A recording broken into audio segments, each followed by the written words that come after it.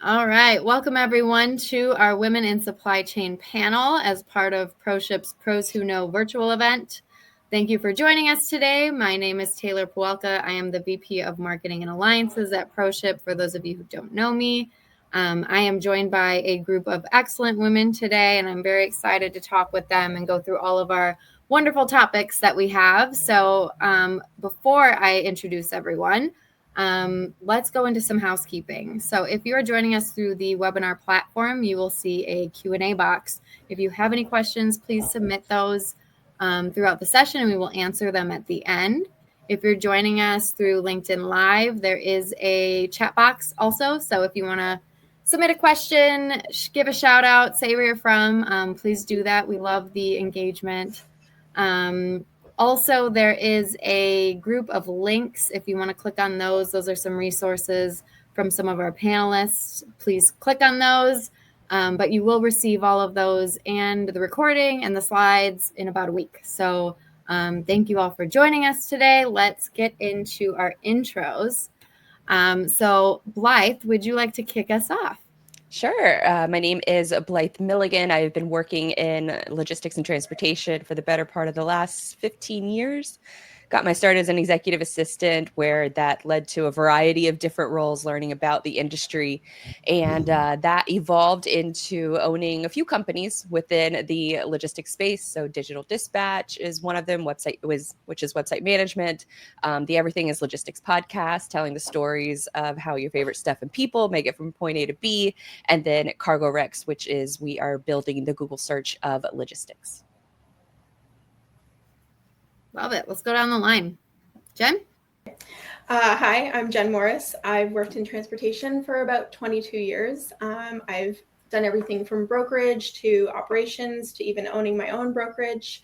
I now run Ship Happens, which is a blog that discusses media and logistics insights and education about logistics, making it interesting and a little bit fun for everyone.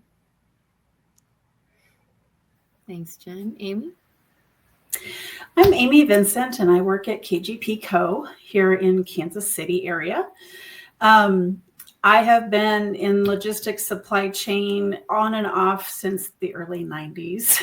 And my sweet spot now is IT and logistics and supply chain. And so my real passion is bridging that gap between that IT scary spot and how it can best perform for the supply chain folks, particularly in warehouses and DCs.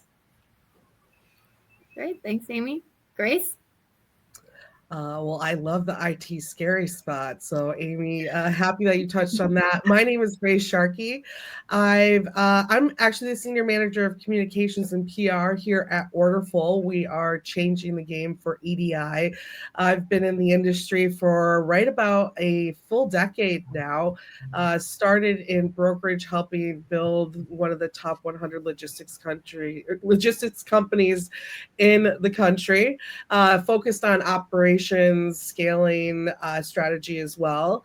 And then went to Freight Waves, where I got to cover freight technology, cross brokerages and logistics providers in this space as well, and had an awesome opportunity doing that. I also once a month get to spend some time with Blythe over there as well, doing our podcast Freight Friends. And I'm really excited to be here with all of these incredible women today.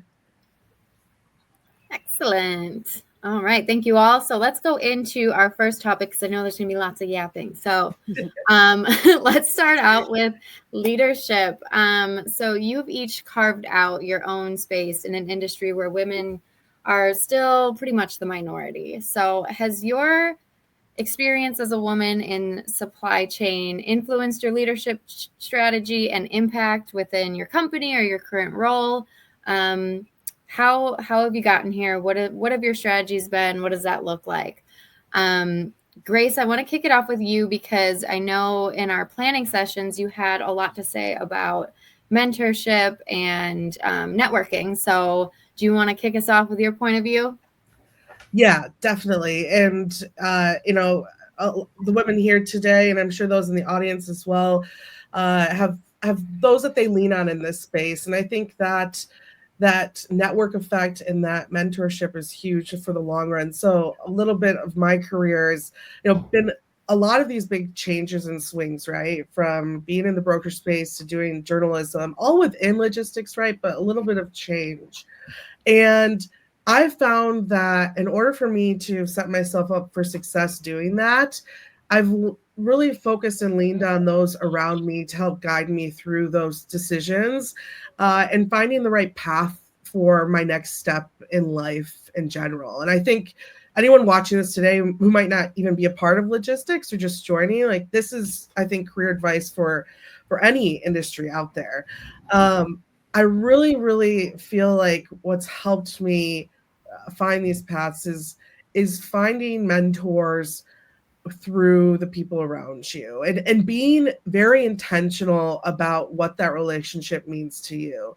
Blythe and I are very close, but I will say when I'm looking to get guidance from her, I'm usually as direct as I can about it. And really what I hope to learn from her and being open and honest about, hey, this is not what I know. This is what I hope to achieve. And how can you help me? And again, I think the intentional part is being direct. I think a lot of times when people look for mentors, they might kind of scoot around what they're truly looking for.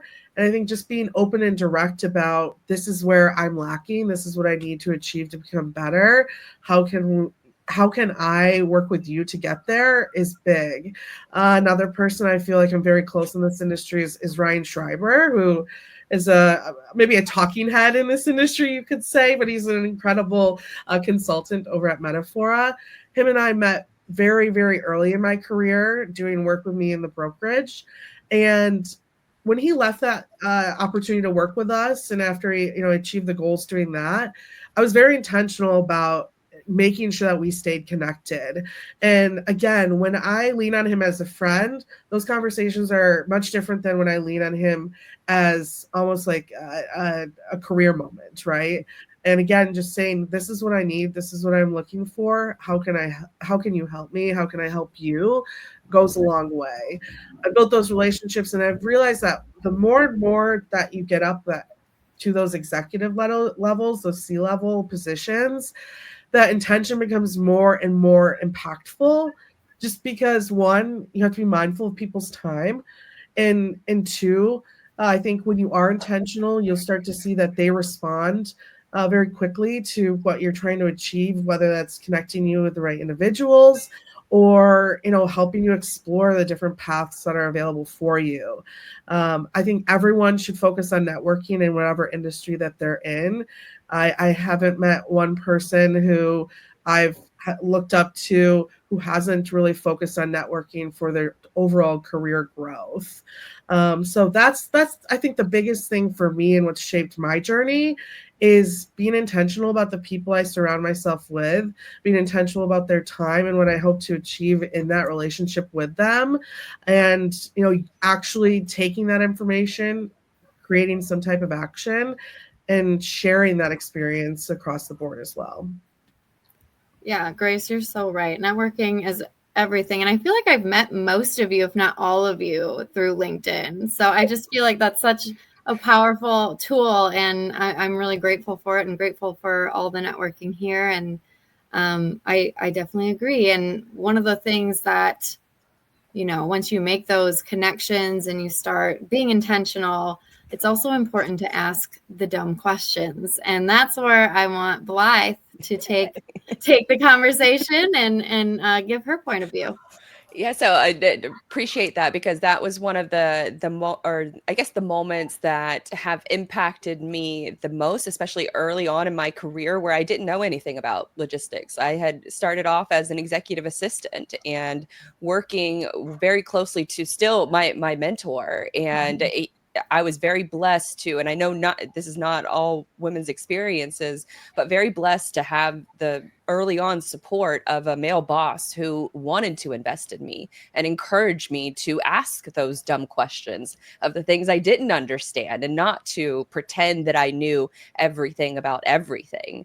And so being able to invest in me, give me that early confidence, and straight up telling me at times like, it's your job to figure it out, and giving me the ownership of being able to try to find the answer, and being the one who has to figure it out. And that has served me very well in the journey of entrepreneurship. And I on the female side of things, I was also very blessed early on to be connected with Sherry Heinisch, supply chain queen for those, she's like LinkedIn famous at this point.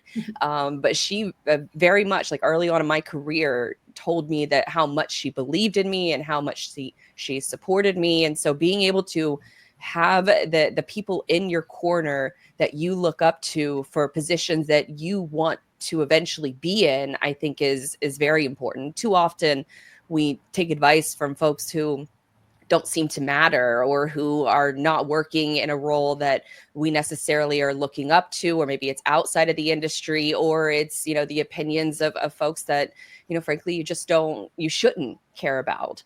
But, finding those people that you admire from afar can turn into a digital relationship that turns into a real life relationship, very similar to echo Grace's statement of the power of networking, and turning those digital relationships into real life relationships can play a very pivotal role in the growth of your career and how you choose to navigate who to take advice from and who not to take advice from.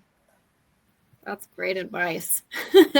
I feel like you and I have had some similar experiences where I also had a male boss who believed in me quite a bit, and he happens to be the co-founder of ProShip. And for all of you who know Justin Kramer, he is a character. He is extremely smart and extremely technical, but he is such an amazing resource where I am to this day still asking dumb questions, in my opinion, to try to figure out this industry and the tech behind it. So I definitely echo that and think it's such an important thing to do and find those relationships. But now I'm going to pivot a little bit towards the silos in the industry and how women can overcome those silos. And I think, Jen, you had some pointers about that.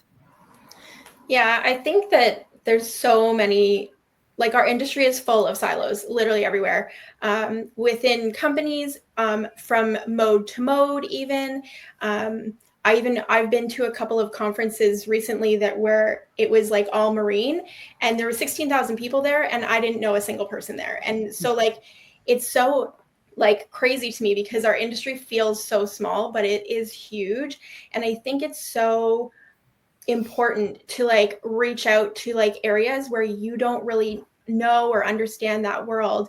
And especially like I like to reach out to the women in those industries and kind of like sit down with them and chat with them and understand what they do, because I think it makes me more empathetic and understanding of what goes on in other areas that I don't maybe touch as much, and therefore it makes it easier for them to work with me on my side. So I think that for me, my leadership way back, like I was pretty lucky, just like Blythe, to have a male boss that was like really confident in me and kind of gave me a lot of pointers. And that was one of the things that he really kind of drove home. Like, you're not, yes, you work on the trucking side, but there's like a whole other world behind that is getting that product here or further along the way. So like, it's good for you to know and understand that entire supply chain so that you can like work within that in a better way.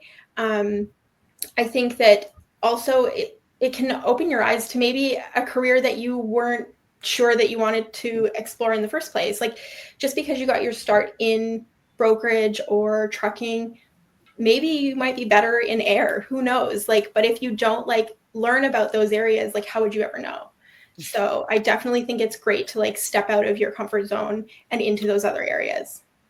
Yeah, totally agree. And speaking of comfort zones, Amy, so you come from tech and logistics, two very much male-dominated industries. What has your experience been, and how have you navigated in those roles? Well, first off, you have to ask yourself, why in the world would I do that? Early on in my career, I wanted to learn about those things I didn't understand, to be totally honest. And so, hey, I don't know anything about IT and it's kind of scary. Let's go figure it out. And then I kind of stumbled into supply chain. All the guys, it didn't really faze me at the time that it was male dominated, and has been for some time. Let's learn about it. Let's figure it out. And so I just came up through the ranks. Did I get overlooked because I was female on some things? Possibly. I mean, I'm not going to say yes because I don't have the facts in front of me. But, there's sometimes you walked into a meeting, years ago, even sometimes today, and, they look at you like, where are you coming from? And so I really worked hard to learn both industries and how one leverages the other, and made a lot of mistakes. And I think you have to do that in order to grow, as long as they're not career enders and you're going to cost the company millions. I think you need to make mistakes, embrace those, apologize where you need to, correct it, don't do it again, and move forward. And so coming up through the ranks, I really wanted to work for companies where I'd be the only woman, I could blaze the trail. And then I figured I needed more folks around me who understood where I was coming from. And so I really started to look for those companies who had women in key positions. They were either the Cs or executives or whatever. And that was where I really learned how to leverage, that relationship with other women in the industry. And that was probably one of the best conscious decisions I started making. And then once I got into, solid leadership positions, I realized you really cannot forget those spaces that you were in your growth, where you were scared of things, or you were in a meeting and it wasn't a safe space. And so now I work really diligently to make sure that those folks on my team feel that they can communicate, they can ask those dumb questions. Everybody's got them, that they feel like they can grow. I ask them constantly, where do you want your career to go?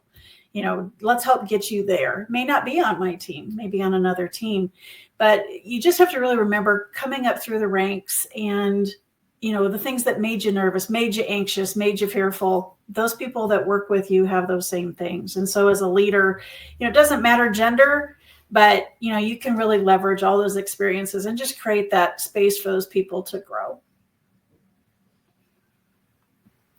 Love that. That's really good advice. And I definitely respect all that you've done in your roles in technology and supply chain. That's awesome.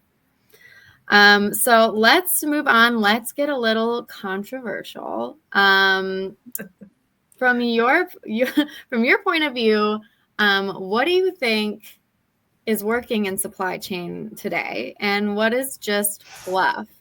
And I'm going to start with Jen because I know she loves a hot take. I love a hot take and I love a good yap. So this is my dream scenario. My hot take is probably going to make some people upset, which I guess is the point.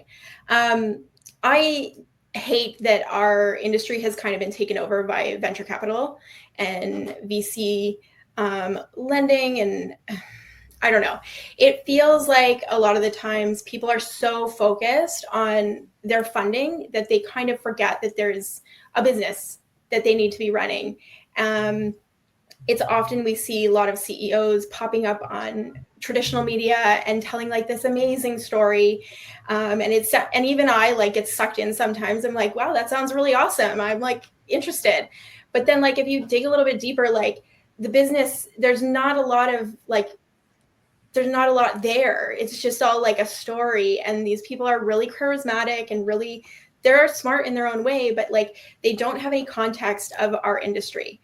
And there's a lot of people in our industry that are trying to build businesses and are struggling for funding.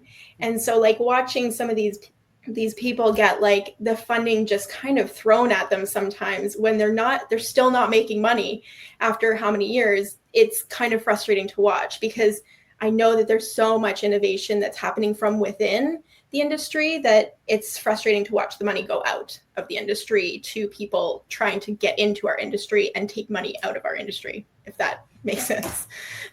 Totally following. Yeah, I see a lot of parallels too, in the marketing industry, because our team does a lot of marketing technology. We use a lot of that, as well as supply chain and logistics, as you mentioned.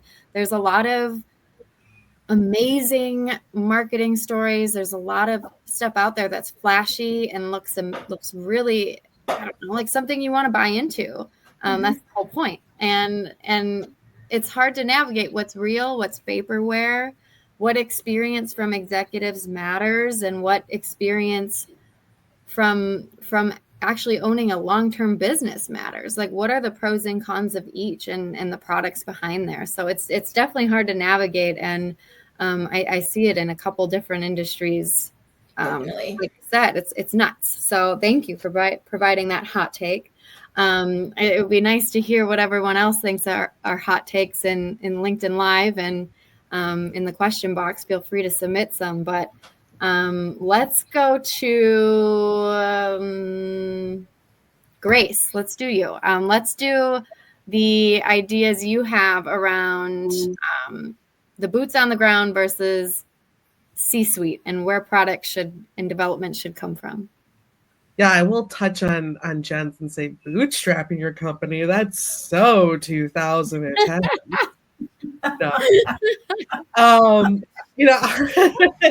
I listen at FreightWaves. I covered a lot of that space. So Jen, trust me, I understand your thoughts on that too. And I actually want to touch on that from a technology standpoint and almost an innovation standpoint, because often it would come up. I would hear, I would go to events, and talk to people who read articles and things like that.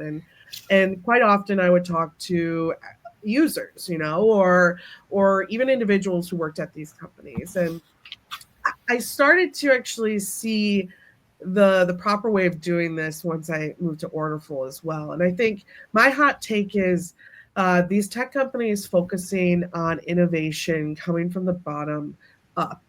And what I've found is a lot of times when I'm talking to companies who really, really are hoping that a brand pulls off the type of technology that they're promising, a lot of times what you see behind the scenes is that innovation coming from the top down. And to Jen's point, I think there is a level of that comes from probably more of the investment space as well, and what you need to do for investors, etc.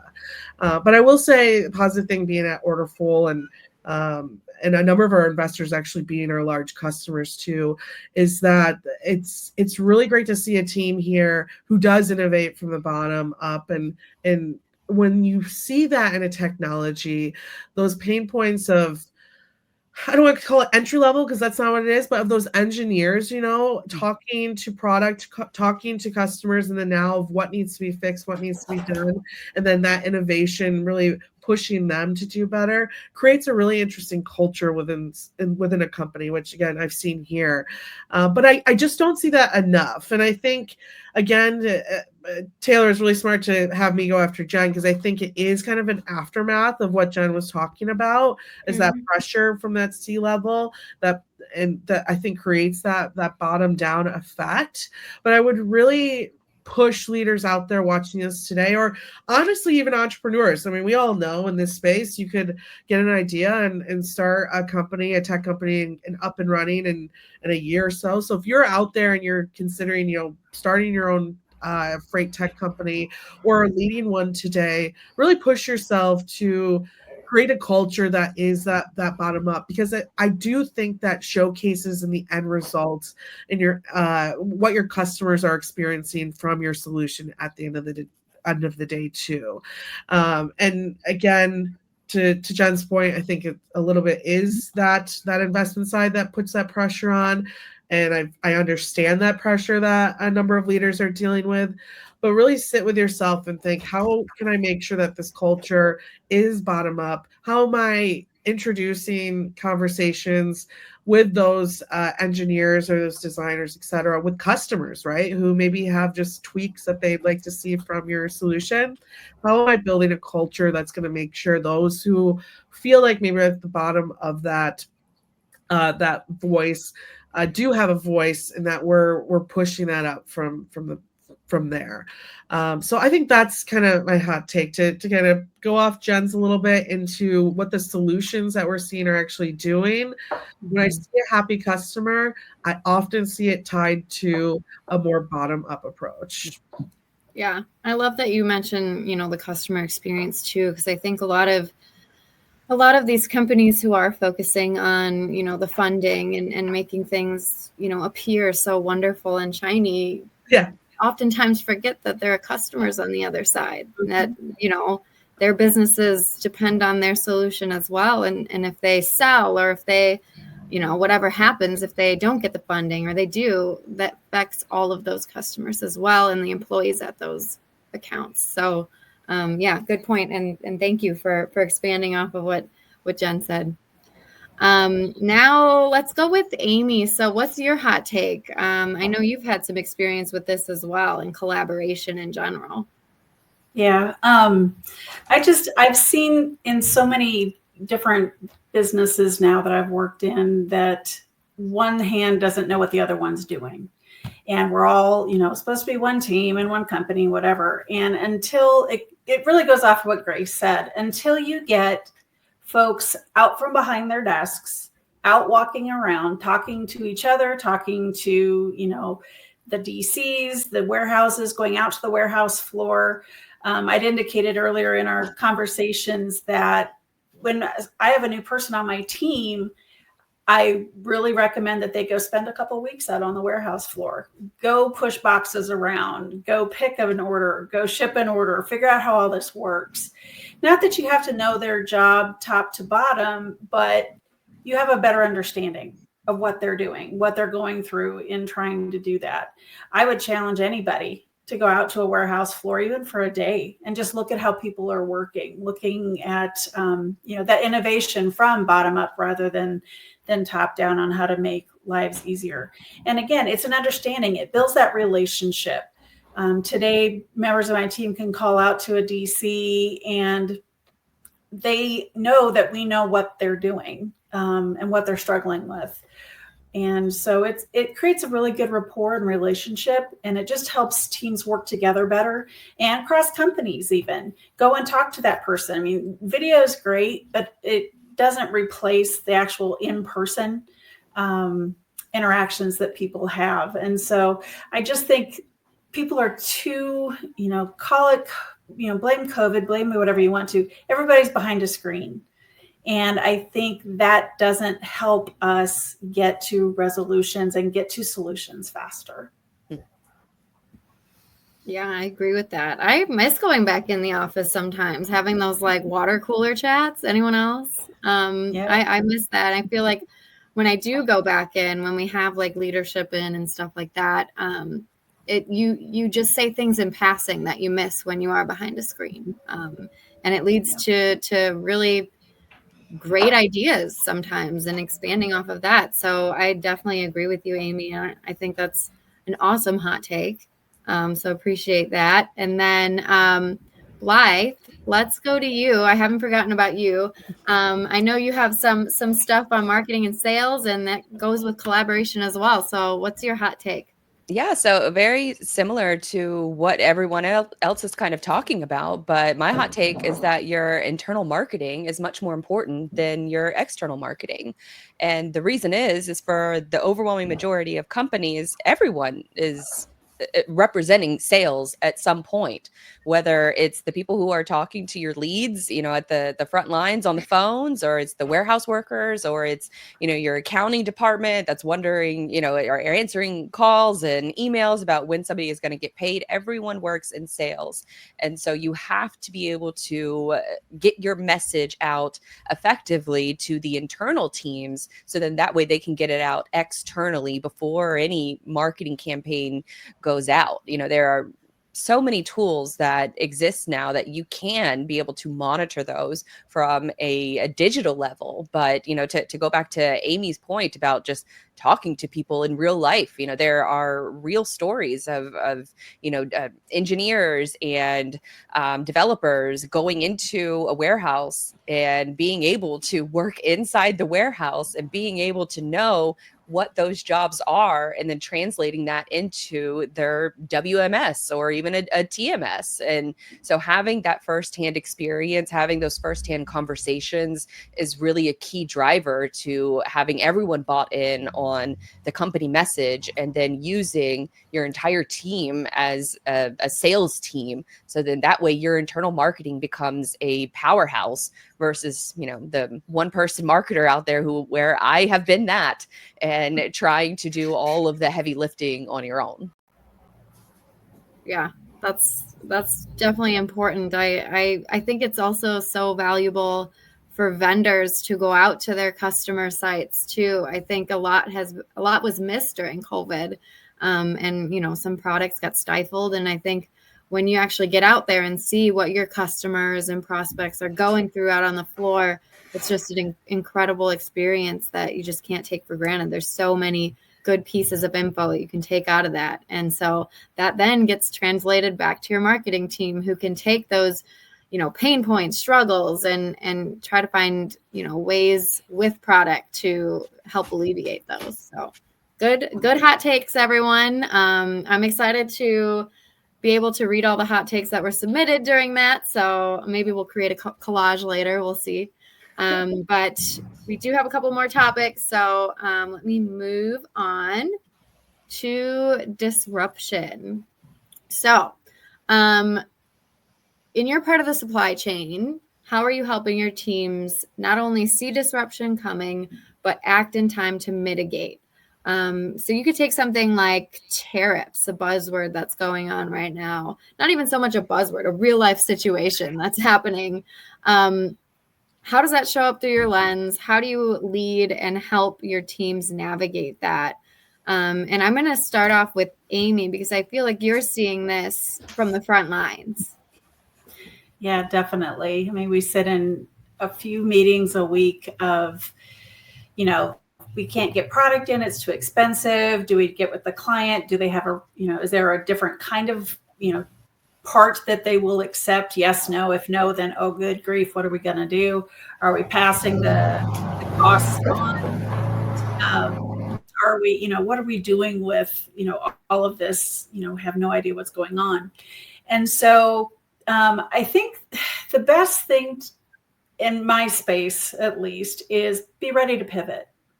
Be already thinking ahead of, don't stress yourself out thinking about everything, every single contingency. But I think you have to be ready to pivot. Even though the rules were this way today, the rules may not be that way tomorrow.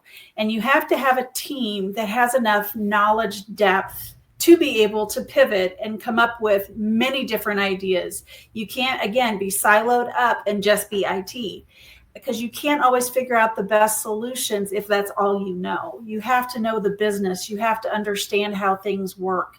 And you need a team that has that depth. AI is a big thing going around too. And I just read an article this week that talked about a company head who was actually using AI just to go out and peruse all of the data, peruse all of the articles coming out about different countries and what they're doing with tariffs. And are they going to export? Are they not? What are we doing? And he uses AI just to collect all of that to try to make a decision.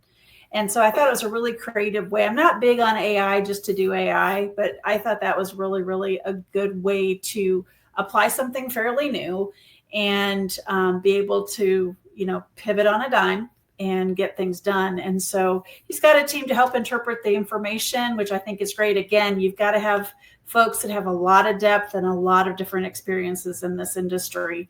Because they're not hiring. A lot of places, there's so much, difference. There's so much unease going on that companies aren't hiring either. And so, the folks you've got are who you've got to help you out. And you want those people that really have a lot of depth. So to me, you fend off the disruptions in the industry by being prepared as you can, have great teams, and just be ready to pivot. I couldn't agree more. And let's pivot back to AI, because I know there are some other opinions on the topic on this panel. So Blythe, let's start with you. Sure. So, I mean, obviously AI is used in every single conversation and every single, talk like this. And it's for good reason, because it's essentially a new information era that we've entered into, of how people are discovering and using AI to discern different types of information. Exactly what, Amy was talking about. I've even heard Grace, mentioned before about how important, using different informational sources in order to, talk to your customers about the different freight that they're moving, and having a greater understanding of the freight that you're moving for your customers. And so being able to use these tools in this new information era is in my opinion, only a plus to the current market that we find ourselves in, and being able to use it in a way that makes the most sense, and being able to look and sort through your own data and your own information to be able to find something that you can take action on. I'm generally a tech optimist, and I know that there's a lot of, sort of doomerism around, using AI and what that means for the future of jobs. And, this is just a reality of the nature of our industry and many other industries, is that jobs evolve and companies evolve. And if you're not empowering your team to be able to learn and to be able to challenge their own opinions and expectations, then you're losing out on a valuable resource that you could be providing to your, not only yourself, but your customers and your company as well. And so being able to use these tools, understand them, and being able to deploy them in a responsible way, knowing when to use them and when not to use them, and when to use your own, sort of industry expertise and judgment is where the key differentiators are going to be. Yeah, definitely. I agree in every way. And I know, Jen, you had also some stuff to say about AI tariffs. What is your take on disruption? I think one of the things that I think a lot of people in our industry kind of miss is that, like, you're dealing with people. Like, your customers are people. This is not happening in a vacuum. Like, this isn't the only thing happening to them. And it's coming along. It's a very emotionally driven situation for a lot of small and medium-sized and even large companies. Like, some of them can't take on some of these extra costs that are coming at them, and coming at them very, like, disjointed, frankly. Like, this week it's this percentage, this week it's this percentage. Who knows? Like, nobody really knows what's happening next. And it's just a minefield of paperwork, I'm sure. So you have to kind of give some people some empathy when you're working with them, to, like, let them be upset about it, because, like, your clients kind of have earned that. Like, they're going through something that is not just disruptive, but potentially, like, business ending, really. And so they're scared, they're mad, they're frustrated, and they're sad. So, like, these are all really strong emotions, and you have to kind of step back with them and be like, okay, let's take a big look at everything that's going on, and how can we, like, get through this together, rather than, like, getting upset with them because they're not doing things that you need them to do and things like that. You just have to give them a little bit more grace. And when it comes to the AI thing, I think the same thing. Like, there's a lot of people in our industry that are a lot older, frankly. Like, there's a lot of people that are over 50, even over 60, truck drivers specifically. And technology is a little intimidating for them. So I think that it's really important to have empathy there as well. Like, just throw something in front of somebody and be like, hey, figure it out, when they didn't grow up with technology. Like, if you threw something in front of a 12-year-old, I'm sure they'd be like, no problem. I had an iPad when I was 7. Like, they're fine. But, like, if you, like, throw this new AI technology in front of somebody that's 65, they're like, I'll stick with my Nokia phone. Like, they're just comfortable with that. So I think that that's the point, is, like, really taking a step back and recognizing that everybody's going to experience this much differently. Everybody has different experiences with technology, with even tariffs. Like, a lot of people had no idea what tariffs were before all of this. And now it's kind of all being shoved down their throat at once. So I think that taking a step back and recognizing that this is a difficult time for everyone makes it a lot easier to kind of work together instead of fighting against each other. Yeah, definitely. And I think we need to realize that, every day there's more information out there that's ever been, every day. And, if you can use tools and teach how to use tools to help navigate that information, or if you can essentially just as a baseline have enough empathy for those who need a little extra time to learn the ropes, or just are pissed off, frankly, about tariffs. I think everyone having a little more empathy is definitely the way to go.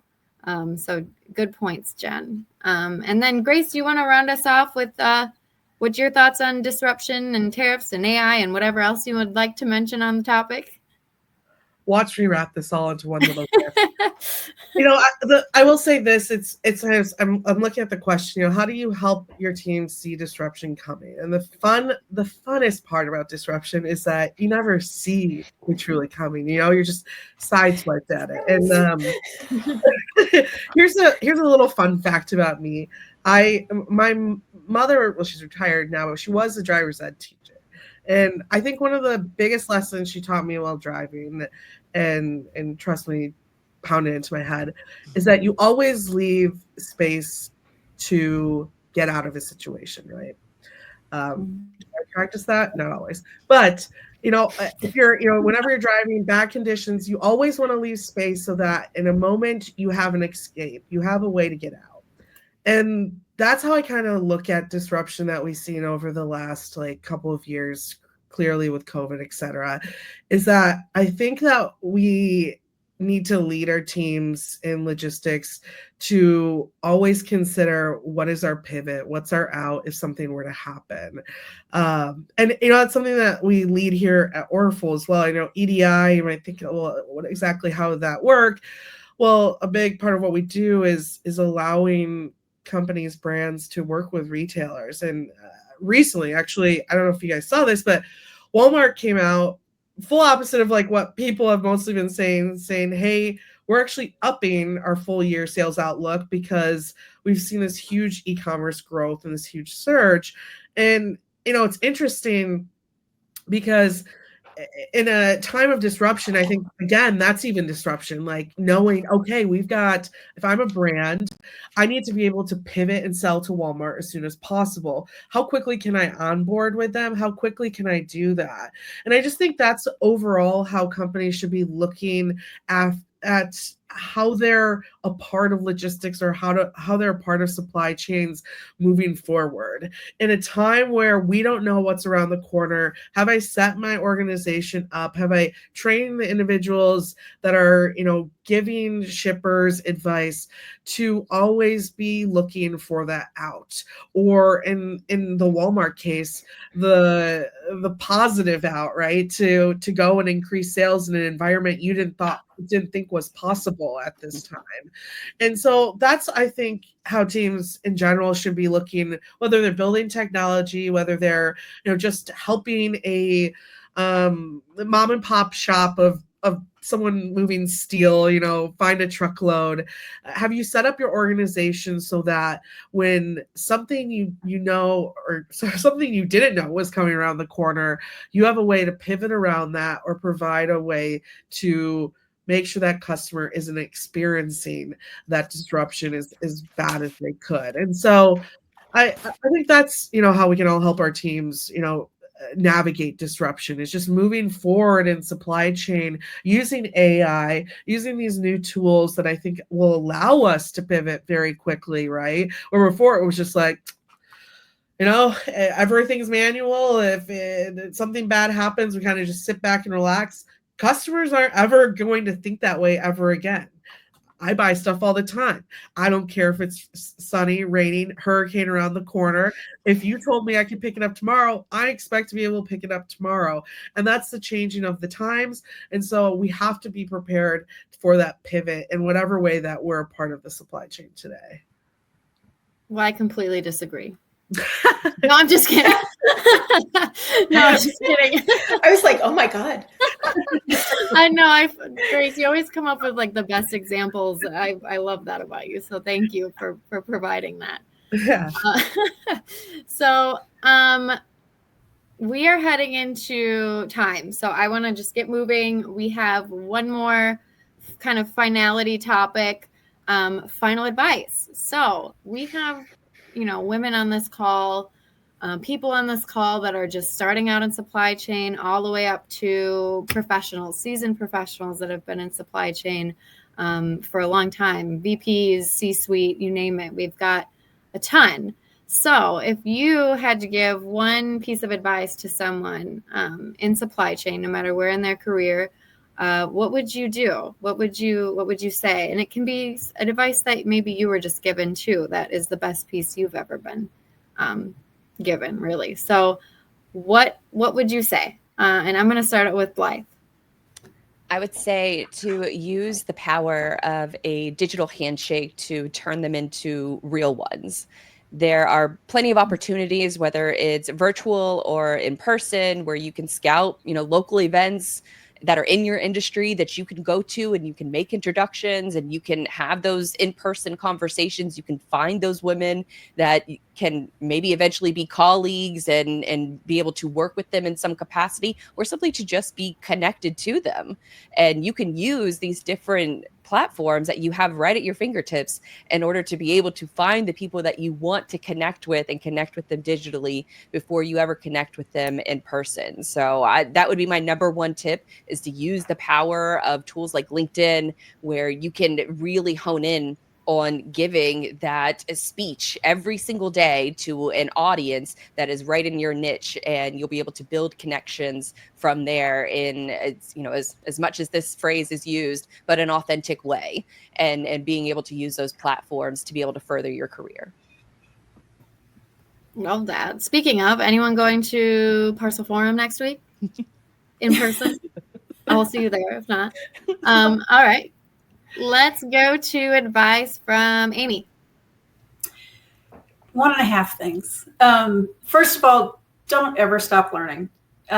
Take those big, scary, crazy things you don't know about and learn about them. Talk to people, figure out what they know so that you can educate yourself and become, that cross-functional type individual. Be fearless. Be fearless in that. Fear is a huge stopping point for so many people, male, female, doesn't matter. The only way to get past the fear is through it. And usually fear is because you haven't done it before. But a lot of us haven't done it before. A lot of us have failed. Try starting your own company. It's not always pleasant. You second guess yourself constantly. But don't let fear be the determining factor in your decisions. If you want it, go get it. Love that. All right. How about Jen? Yeah, this is advice I wish somebody had given me, because instead I was given really bad advice. So just be who you are, embrace who you are, your personality, be authentic. I know it sounds super cliche and so straightforward, but especially as a woman and way back at the beginning of my career, I think a lot of the advice I was being given was a lot of times from men. And it was a lot of, you talk too much, you need to tone down your personality. People don't want to see this much of who you are and all of this kind of thing. And so I took that advice for quite a long time, I'd say. And I became a shell of my own person. I just would go to work. I had no personality. I was just like everybody else there. And yeah, I did an okay job and I was doing great, but I was boring. And I'm not a boring person. And so as soon as I started recognizing and validating myself from within, not from external, I started recognizing no, the things that make me different from the men is what makes me a great leader. That's what makes me interesting. That's what makes me want to push and get the women that I'm mentoring further along. And the easiest way I can put it is be confident in the woman inside you. She's the one that's going to get you to where you want to be. She's the one that got you to where you are. You need to really be confident in her, because she's your internal hero, really. And so you've got to take a step back from some of the outside noise and really listen to what you got going on inside, I guess, is the best advice I could give. That's great advice, Jen. I'm sorry you were given such crappy advice back then. I cannot imagine a boring Jen. I do not like that picture. I was the only woman in an office full of men. And like, the thing is like, it's not like it was like, they weren't giving me that advice because they were trying to like put me down or anything like that. They thought that that was actually good advice they were giving me. And like back then in like the mid aughts, like, sure, I guess that kind of worked, but now that's not really what's going to get me to where I'm going. My authenticity is like how I met Blythe and how I met you and how it's like pushed me further along in my career. So, and honestly, I don't want to be hanging out with people that like boring me. Me neither. Like, they're probably boring too. Yes. Thank you, Jen. All right, Grace, you want to wrap us up here? You do so well at that. That's others might say differently. I love to ramble, but honestly, I agree to like, yeah, wrap up everyone. I think society often puts women in these certain life decisions during certain times in their literal age and where they are in their career, etc. And I think that two things, mind the business that pays you, focus on yourself and the goals that you want to achieve, and start putting yourself first and what truly makes you happy. Sit with yourself. I think one thing I've learned is I really love storytelling. How can I do that for the rest of my life and also contribute to a company and be a part of something big? And marketing, I think, is a great way for me to do that, right? Is to tell these stories and help customers understand their pain points and how products can help. And that journey might look, let me change that. That journey will look different for every single person that takes that route. And there's no timestamp of when you need to get something done. There's no level at which you need to achieve. It's all up to you and to what makes you happy at the end of the day. So again, you got to love yourself first before you can love anyone else. I think that goes the same with your career, and try to push out that noise. Again, truly sit with yourself, figure out what you want to do, and explore how you can do that in a industry, I think, like we all have, where, again, it might be more male dominated, but we've all found our paths. And I think we're all really happy and excited to see where our careers are going. But you don't have to do it by the time you're 25. You don't have to do it, trust me, by the time you're 35. And it's okay to say, you know what, this opportunity I'm at today isn't going to get me to where I want to in 5 years. I love you as an opportunity, but I'm going to take this next one for my growth. And you leave that bridge where it is, still standing, and you move forward. And so I think that wraps up everyone kind of on the same page of follow your voice and know there's no stupid timeline. There's no work-life balance. It's just what makes you happy at the end of the day and making sure that stays the focus. Yes. Yes, it's such good advice. Thank you all. I think I'll just pivot off a little bit. I know we're running out of time with what Amy said. I'm going to end it on a inspiring note. Last week was Women's Equality Day, and I had a little post out there that it was talking about my experience and my story and just giving a little advice. But like Amy said, go get the seat. Don't wait around for someone to carve a path for you, to give you permission. Just take what you've learned, take your experience, your unique experience, and call on those mentors and networking and all of that, and go get the seat you deserve, because you belong there, and you just got to be confident in yourself. So don't let other confident voices drown your own out. So that's what I'll leave this with. And then we should get into Q&A. So there are a couple questions that came in. We don't have time for all of them. I'm sure if we don't get to your question, we'll pass it on to our speakers so we can follow up along with the recording. But let's just do some rapid fire ones here.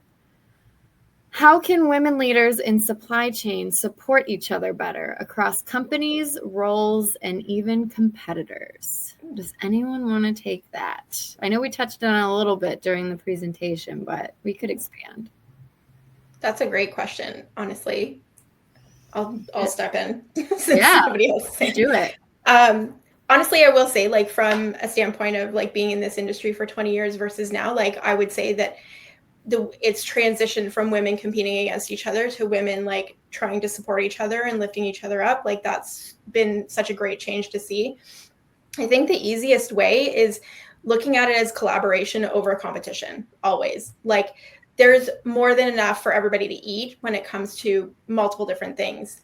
It's just like regular networking, but it's like networking on steroids a little bit, where like I'll like think of Blythe more often than probably the men that I know when it comes to like suggesting podcasts and ideas and things like that. Like, I'll like have an idea, or like I'll see her posts on TikTok and I'll make sure to like them. I'll make sure to share them. I make sure to save them. Like, it's such small things that you can do that cost you no money, very little time, but are very, very supportive.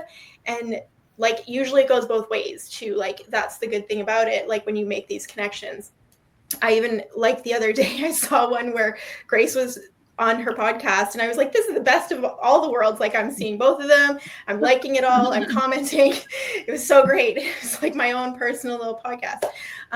So like, you just have to kind of reach to the point where you've figured out who your people are, and then you just kind of make sure you give them that little bit of a bump. And like, if you see that they've done a good job, send them a quick text and be like, that podcast was bomb. I loved it. I loved this, and this about it. Because like, you don't know how big of a deal that is to the person that's creating that content or that made that sale. My friends and I talk about this all the time. Like, people get baby showers and wedding showers and all of these things. But like, when you're in a career, like, nobody's really recognizing some of your big things or even your big little successes. And so like, it's nice to have people that like recognize that you've done something great and just shoot you a little message being like, hey, way to go. You know, that's how I do it anyways. I love that advice. That's gonna be hard to follow. Anyone else have anything to say on the topic? Because I thought that was great. Yeah, co-sign that.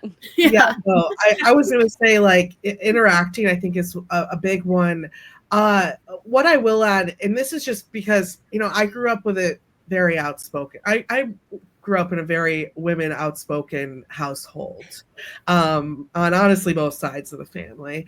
And so I wasn't until I was in college where I started to realize that not all women are as lucky as I am to have that.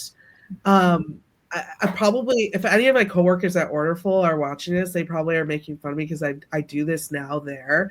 Like, when I meet someone who I think could easily be on a podcast or is just like well-spoken, I'm like, let's get you on camera. And like, how often it's like, oh, I don't think I have the skills to do that. And I'm like, you have the skills to carry a conversation, you know? It's like, so I would say, I think what I want to point out is just that there's a lot of women out there who aren't told throughout their lives that they are good and that they can follow their dreams. I again realized that in college, just meeting other women from different walks of life. And so extending your hand and telling someone that they could do something goes a lot farther than I think people realize it will. And again, to any male leaders out there, same thing. Just because you have a high performing female in your office doesn't mean that they know that they're high performing. So give the good feedback when you can and extend the hand to better opportunities for people that might not be asking for them, because not everyone is annoying like me who will ask for whatever they want. We have to be honest. It's called being direct. Yes, yeah, exactly. All right. I love that. I have one more question I think we have time for. Otherwise, we're going to have to say goodbye. But Amy, I don't mean to put you on the spot, but I feel like you'd have some good feedback for this. So this question is, we're having a really hard time competing for and keeping talent. What's a strategy you've seen to attract more women to your team and keeping them long term?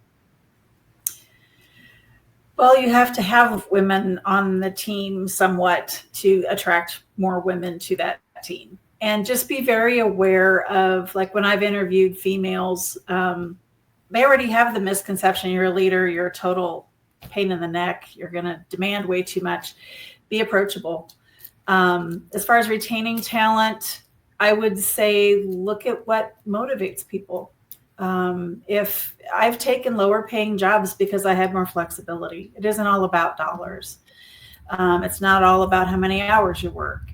Find out what makes your staff tick and listen to them. Sometimes you can accommodate, sometimes you can't, but sometimes just being heard is enough to let people know that, to let that individual know that you care and you want them there and you need them there. And so it's just so important to be approachable, and that interview that they have with you, just make them see your best self, your most authentic self, so that they can be that way too. Yeah, I knew you'd give a good answer. Awesome. Anyone else wanna expand on that at all? I'll add a quick note just to piggyback on that, the flexibility comment, because for many women, you reach your highest earning possibilities, unfortunately, at around the same age that you're expected to have children. And for a lot of companies, not being able to have that flexibility at work has historically forced women into choosing whether they want to pursue a career or pursue motherhood. And for a lot of modern day companies, they're going to find great success in being able to offer that flexibility of in-office daycare, work from home, flexible work schedules, and or few days in the office, a few days at home. Being able to offer those solutions and that flexibility and optionality will help not only get more women into these senior leadership roles, but also to keep them and retain their talents. Yeah. And I feel like productivity would just, it always skyrockets when someone's happier and more appreciated at work. And, that means more flexibility and working from home some days. Like, that's all the more worth it, in my opinion. So I think everyone here would agree. So thank you all for all of your answers. I think that's all the time we have today. So if we didn't get to your question, we will respond back to you probably next week, along with the recording and the slides and all of the links that come with this.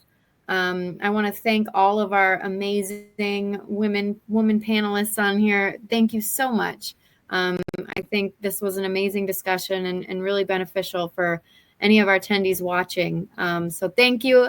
If you want to reach out to any of these lovely ladies, their contact information is on the screen.